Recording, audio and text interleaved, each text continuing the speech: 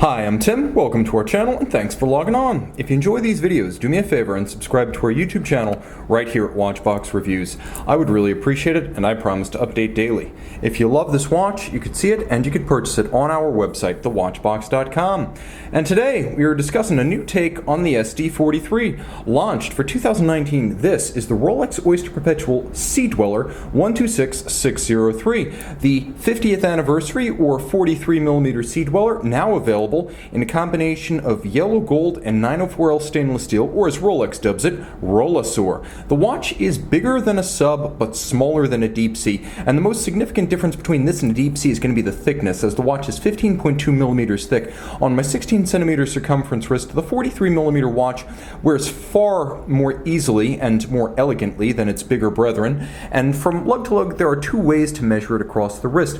There's the actual lug to lug, which is 50.5 millimeters, and then there is the solid end link, solid yellow gold end link to end link, which is 53.8 millimeters. Now the watch is 22 millimeters wide between the lugs, which is an impressively broad stance for a Rolex watch, giving it a contemporary planted and proportional appearance on the wrist. There's a nice match between the width of the end link and the lugs themselves.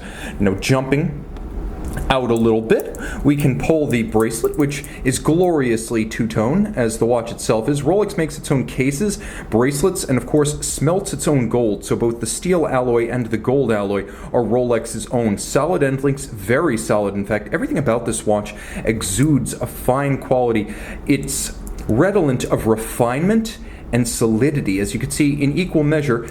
Sure tight, double locking clasp. You can see there is a clamshell on the outside with a little kerf so you can get under the crown. And then there's a vertical trigger. You can see how that's actually a pivoted trigger with a beak and a hook system, so it double locks. Internally there is a glide lock system, as you'll find on the Submariner. Glide lock, but not flip lock. You have 20 millimeters of adjustment in 2 millimeter increments, and you can adjust and fine tune if you want to put it out all the way over a winter coat or a dive suit if you are going to use this watch for aquatic endeavors. You have that flexibility to size or pull it all the way out. Of course, this being a Rolex, all the removable links are fixed by screws, and the case band, because this is a Sea Dweller, is the super case. Sheer side, squared off lug ends, but you can see there is a better match here between the width of the bracelet and the width of the case than you would find on, for example, the early deep seas. So this is a handsome watch, and the use of the yellow gold is slightly nostalgic but welcome. It softens the image of the industrial SD43 and makes it a bit more tropical and approachable.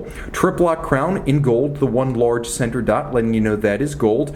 A two-tone watch with a solid gold bezel. That is, the bezel base itself is solid gold. There is a Rolex Cerachrom ceramic insert to help resist scratches, and then it's filled with yellow gold in the wells for the numerals and the indices. There is a sapphire capped and highly durable luminescent pearl. You can line the bezel up with the minute hand, and now you have an impromptu 0 to 60 minute timer, which I actually prefer to the Daytona because it's easier to read a 60-minute elapsed time on a dive bezel. Listen to the bezel. It is of exceptional refinement and quality. It manages the challenging task of being solid, slick, refined, and sharp. It's as precise as you'd like a mechanical feeling dive bezel to be, but it doesn't feel crude or excessively chunky. Now the dial base itself is lovely, a black base with yellow gold hands, yellow gold indices, and as you'll note, also a yellow gold Sea Dweller script replacing the red Sea Dweller script. You'll also note the changing times with the Rolex crown between Swiss and Made down at 6 o'clock.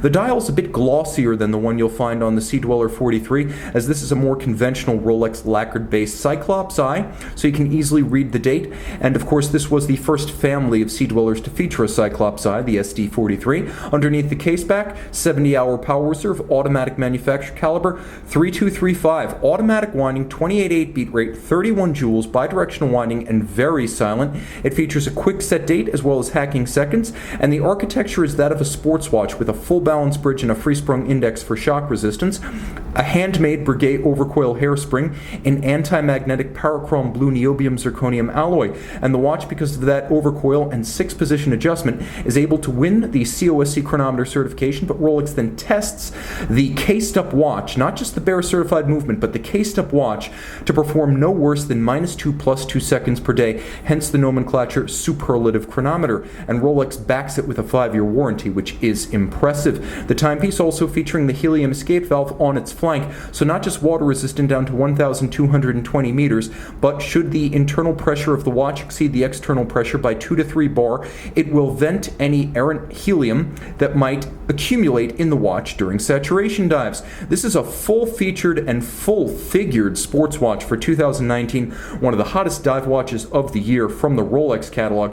This thing may be stainless steel and yellow gold, but it's white hot. See it and live the dream on the watch box. The Sea Dweller 43 two-tone, chromolite blue by night.